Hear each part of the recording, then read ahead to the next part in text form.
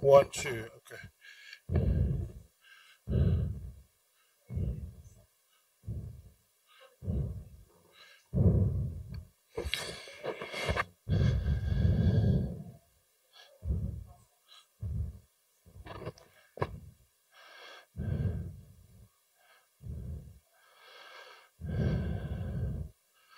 Okay.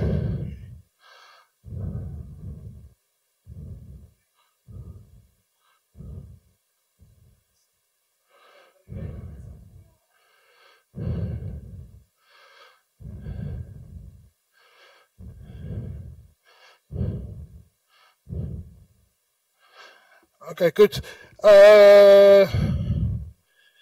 Soos wat julle weet, like we started already with the series in the book of John, and so we're going to carry on with that. But as we go, I'll give some background and some information that will just color stuff in for us. Okay. Anyone knows the group that's called the Gnostics?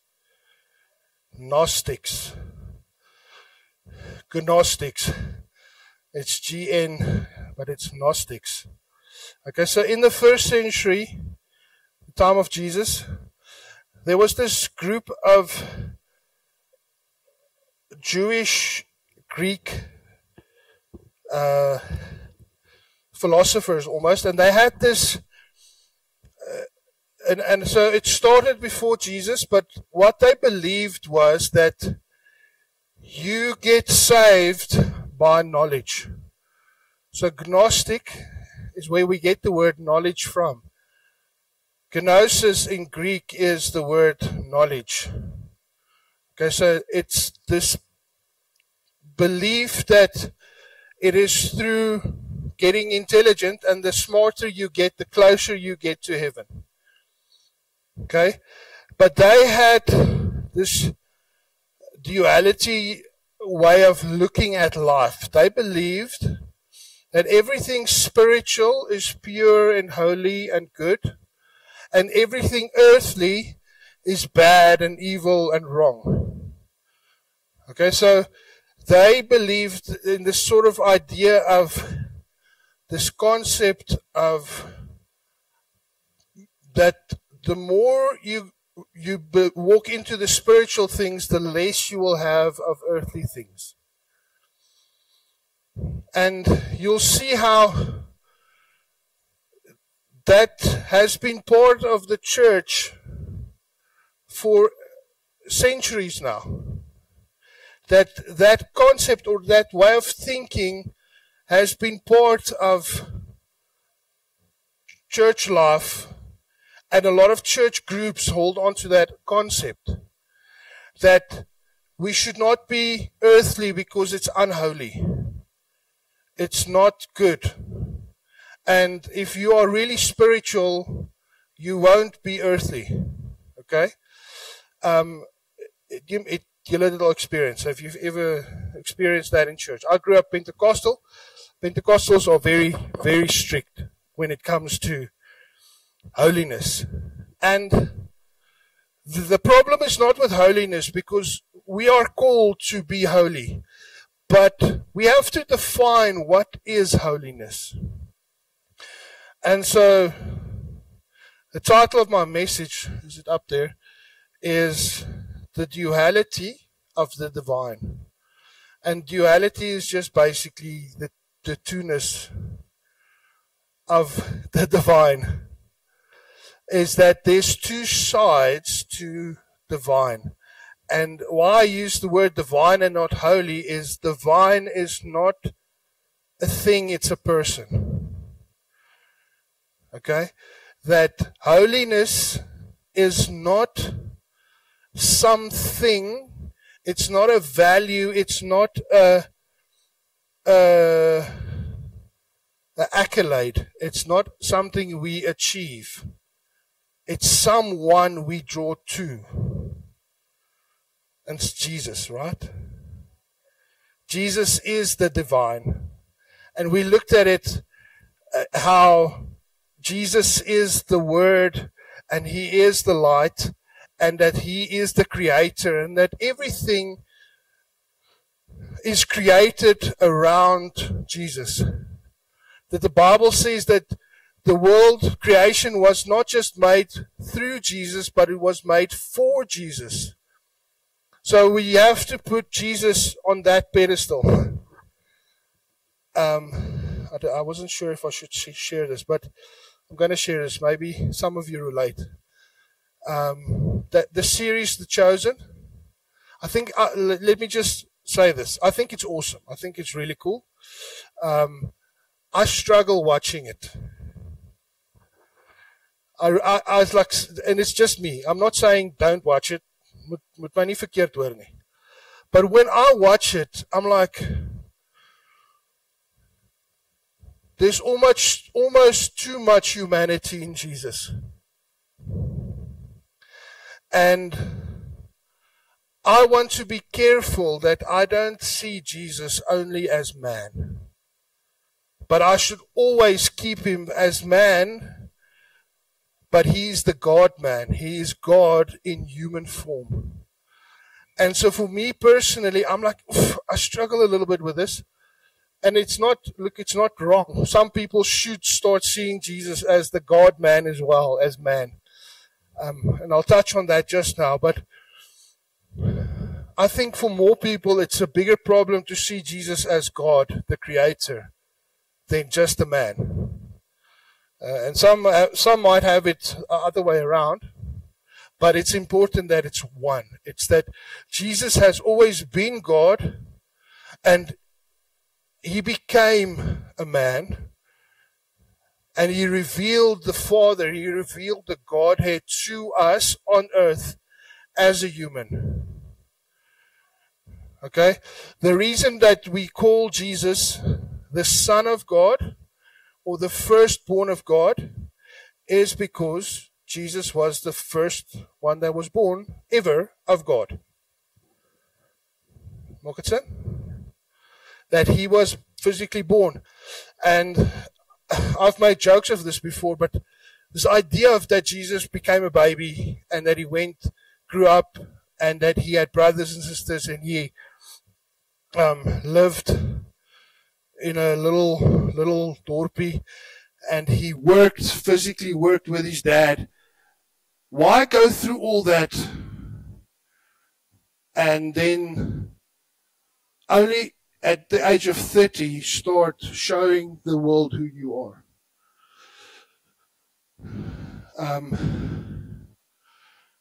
Okay, I'll get to that now. But there's an answer to that question. And it just, once again, just shows us the intention and the heart of Jesus towards us. Okay, but just keep that in the back of your mind. So the Gnostics, I keep on wanting to say Gnostics because I joke about it always, and now I want to say it wrong. The Gnostics believed this, but then with Jesus coming onto the scene, they thought, well, this thing is getting traction. Let's grab onto it. And Gnosticism started filtering into Christianity. And it was a problem. It was something that had to be addressed, because holiness is not what saves you. It's Jesus that saves you. So they had to address it.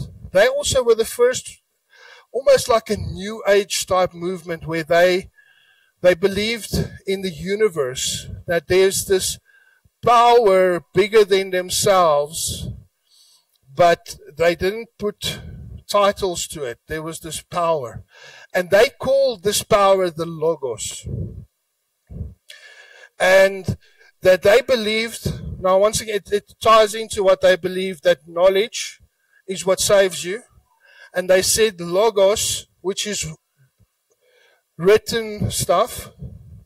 Logos simply means written word. That it's when you get enough Logos, enough knowledge, you will be holy and you will be saved.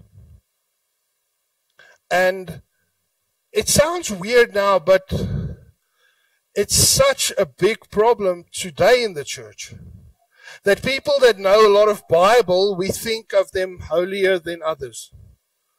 People who have titles and prestige, we put them on pedestals and think them holy.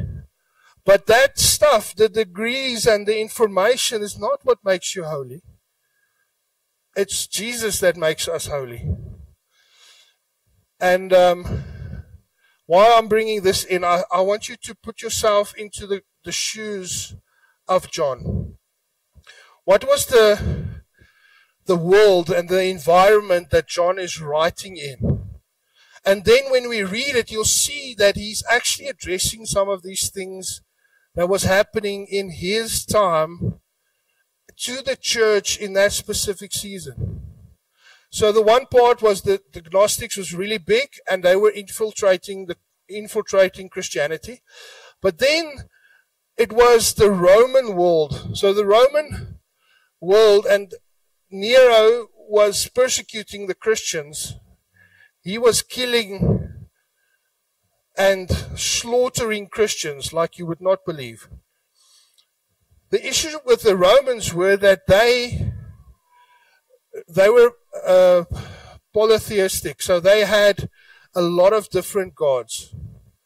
Not only that, they believed that the Caesar, the emperor, was a god. So they worshipped this god. So whatever comes and wants to claim to be God, in essence is saying that the emperor is not God. If we're saying Jesus is God, we're saying the emperor is not God. And then on the other hand, you had the Jews that also did not like what the Christians were saying. Because they rejected Jesus, they rejected the teachings of Jesus. And now John is here, and he's sitting and thinking of writing this book.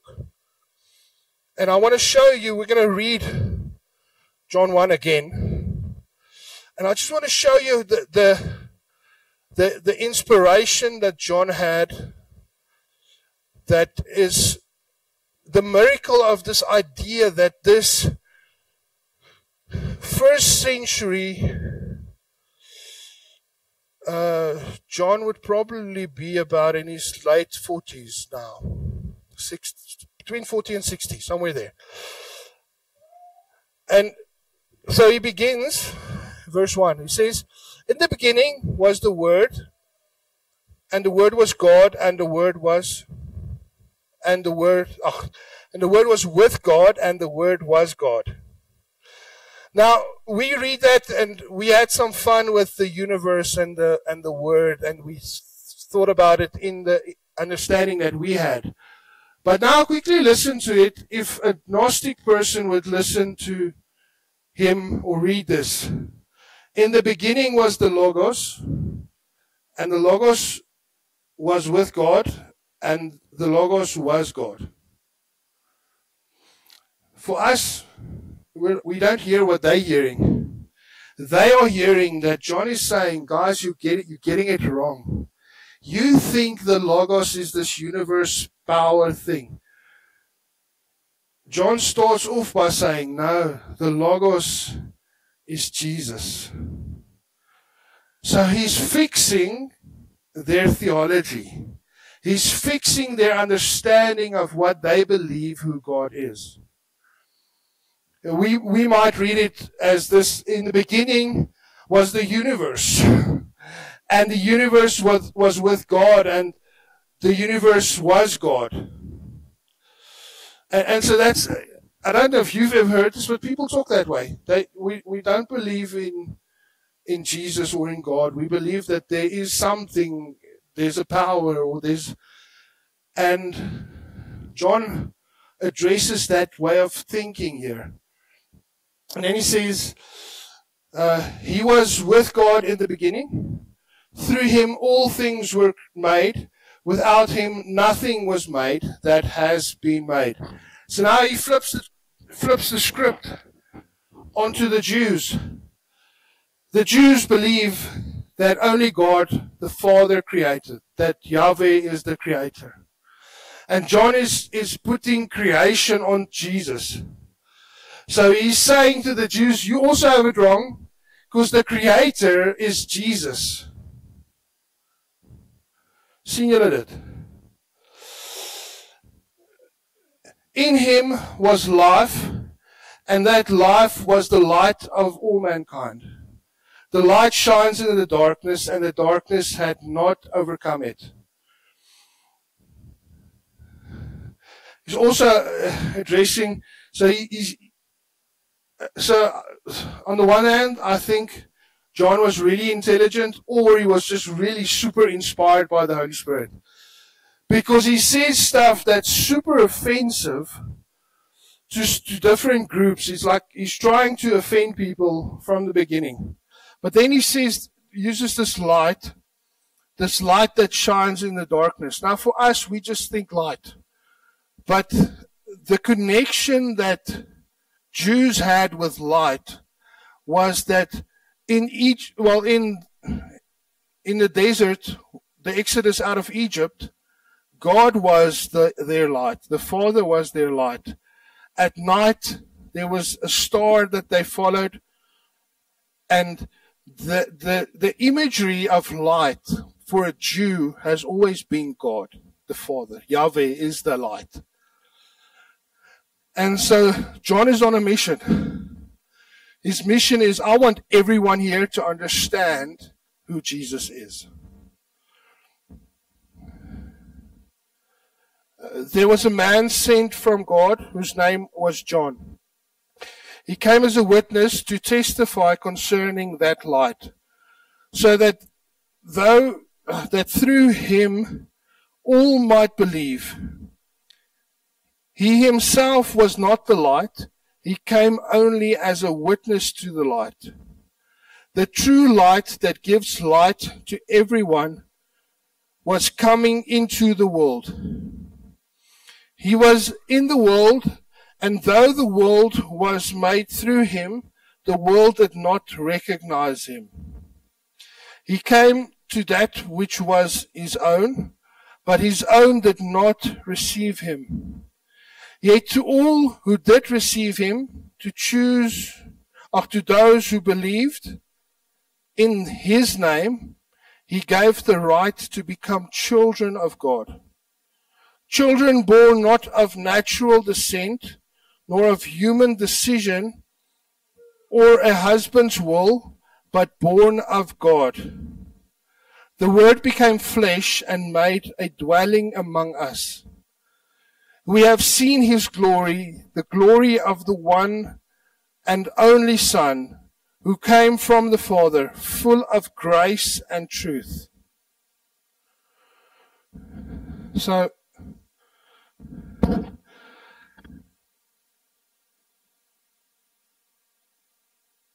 John is trying to tell us, and not just us, but all these different groups, what you do with Jesus is important.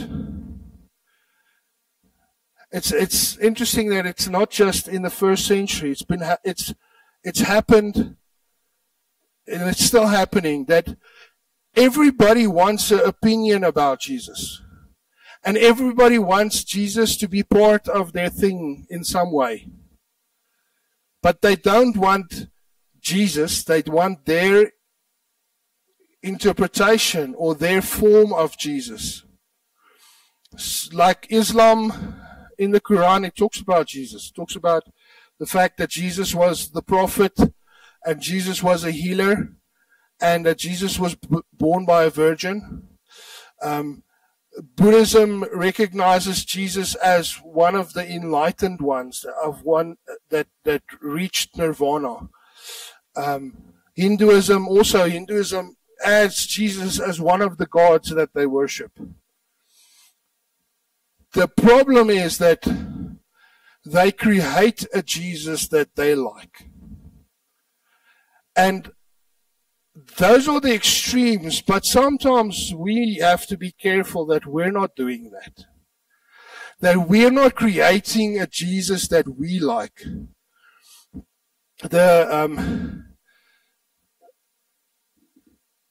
In America, you have this, it's called, in South Africa as well, but just use America, that you have this group, the conservatives, but they're also known as Christian nationalists. And Christian nationalists is problematic for a lot of reasons, but one of the big problems is what they do with Jesus. Because Jesus is no longer God that they worship and follow. Their country and their nationalism, their identity becomes the thing that they worship. And Jesus is just a vehicle they use to worship their God. And it's scary because it is wrapped up in this package of being Christian. But they don't really worship Jesus, and they don't really follow Jesus. Because if you look at their actions and you look at the fruit in their life, it's like you're not talking about the same Jesus that I'm talking about. And in this